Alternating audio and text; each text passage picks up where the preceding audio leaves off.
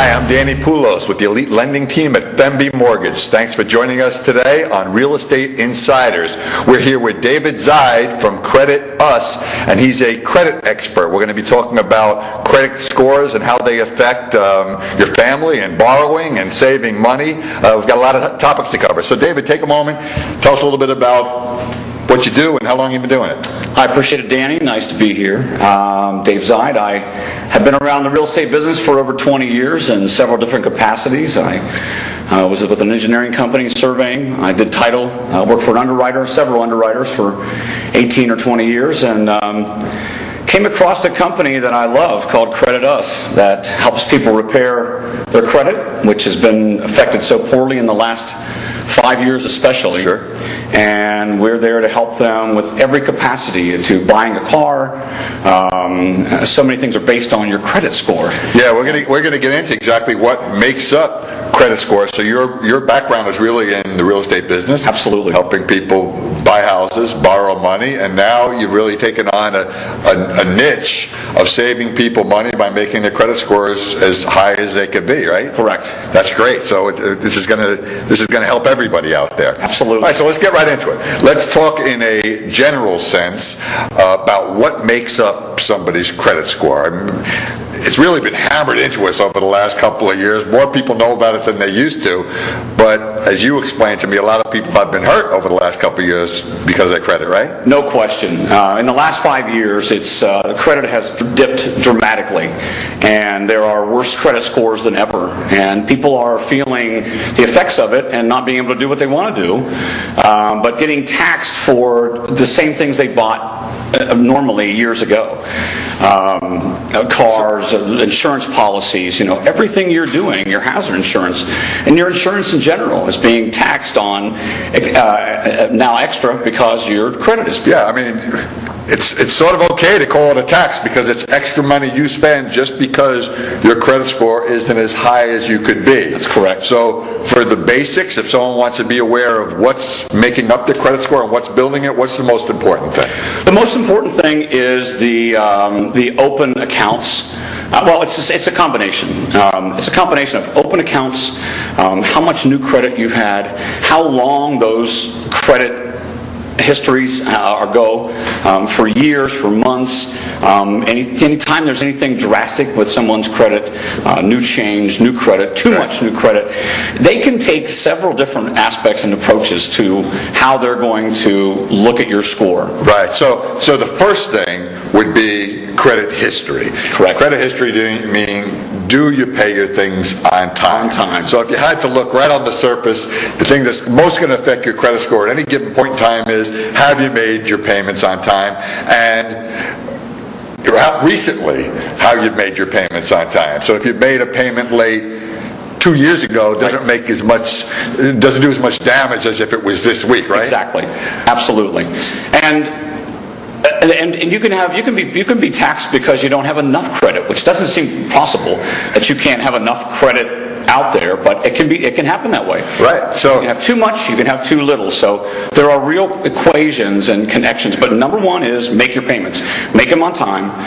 Everybody will stumble during the course of their life, typically employment history, maybe making a change, and that can be talked about. We don't want people to fear their credit. We don't want them to feel bad about their credit and never want to fix it or think, oh, my credit's too poor, I can never go buy a house or a car or anything. I'm always going to be taxed. Well, that's not true. Absolutely, because we know the one thing that cures all ills when it comes to credit is time. Correct. Eventually, if you have the time to wait and the patience, things do go away. Most things go away. So time is your friend, but if you don't want to wait to buy a new car, a new house, get insurance on your house, all those things that are affected by credit, you need to understand these things up front. So number one, we're going to say payment history. Payment history. Number two, I think you explained to me, would be their debt utilization. Correct. Amount owed. So depending on how much you can borrow, how much of that do you borrow, right? And how much you have out there right now, currently. Do you have a lot of open credit? Do you have a lot of amounts on that credit? And that makes a big difference. If you're heavily leveraged toward debt, it makes a big difference in your score. Right, so it may not just be how much you owe.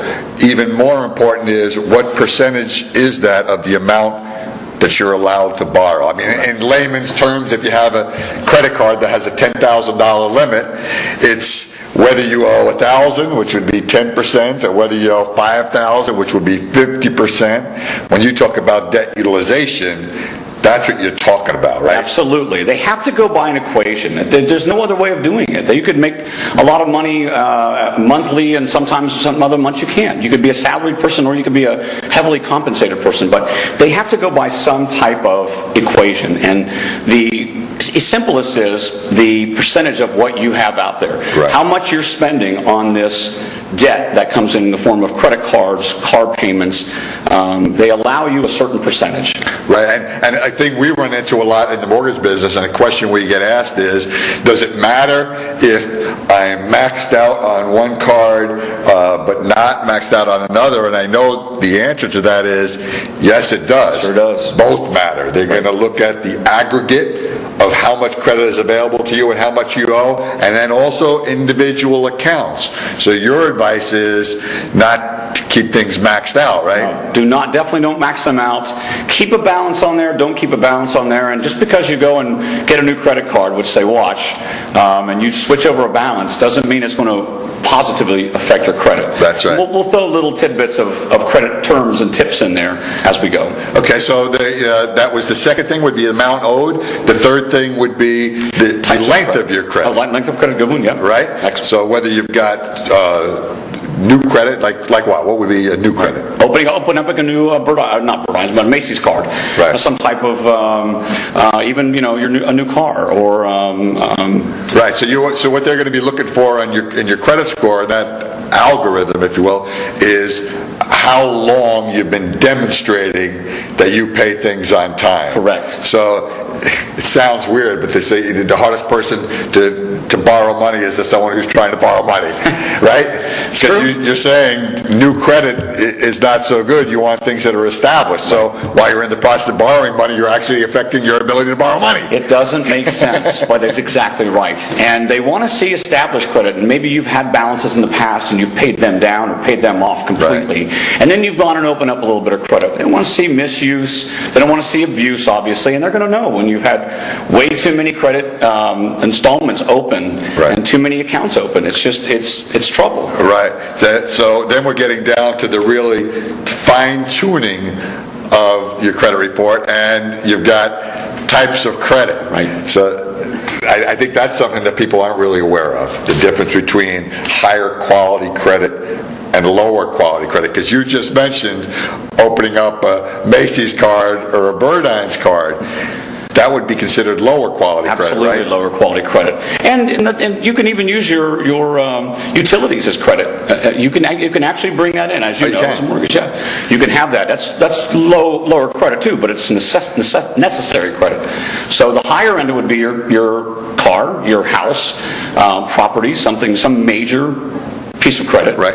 Macy's, installments like that, a card like that is, your Visa can be a pretty big account. Right. But you can also use your electric bill, your cable bill, things like that when you really need to. So when we're working with somebody, and usually it would be somebody young who's just trying to start out and build their credit, our advice would normally be start with the easiest credit to get, which is also the lowest quality credit. It may be department stores, gas cards, secured credit cards, absolutely, things like that. Yep. But as time goes on, move into what you just said, like a Visa card, a major credit card, a car loan, a house. As you move into those things, you want that to be where your balances are, so you're not using that lower quality credit, right, when it comes to all this information going into the algorithm and spitting out a score. That's absolutely right. So shift to those good quality. Shift to the good credit quality. accounts. You have to start off. When you're young, you don't have any choice. You've got to get a secured card. You've got to use your cable bill. And I talk about people coming out of college, getting their first job, establish good credit, good ways and good practices. Right. And the high percentage cards. And sometimes you can only get the high percentage cards. And then you start getting offered better cards. That's when you start moving accounts to better percentage cards. Right. That's a natural progression, and that will happen.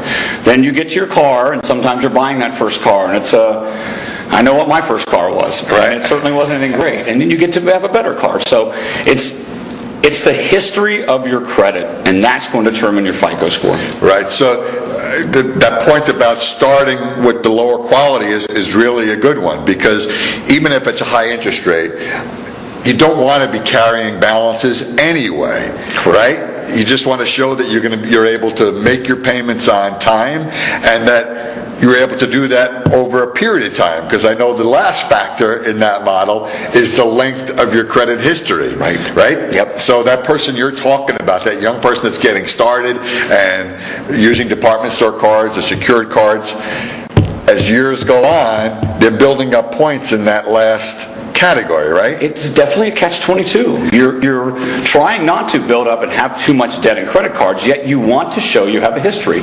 Closing out cards, typically, if you have a ton of open accounts and you want to close out a few cards, that's beneficial.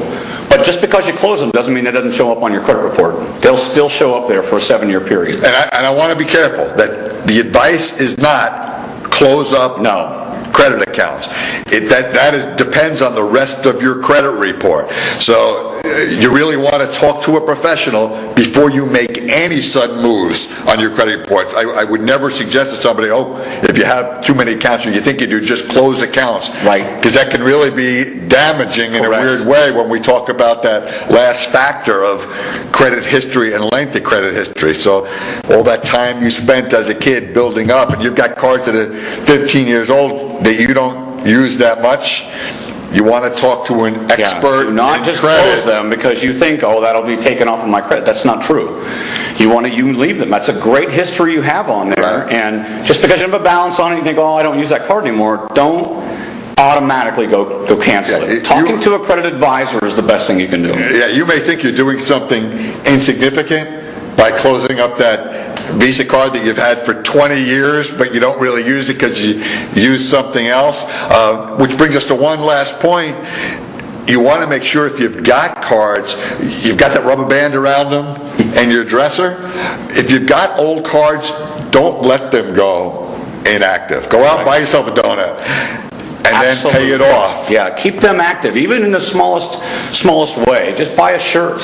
Just go, like you said, go buy a cup of coffee, pay the balance off. That shows terrific revolving credit. That's right, and that's going to meet all those 5 things we talked about: having history, having higher quality credit, paying it on time.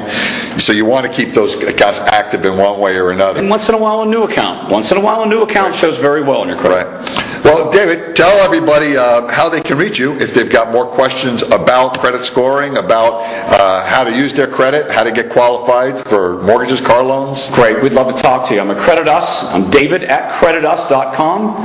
Our number is 305-273-3488.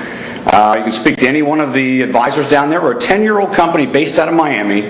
We cover the nation, and we do a lot with the real estate and the auto industry. Great. Thanks so much for joining us today. It's been a pleasure. Thank you, Dan. Great information. Hi.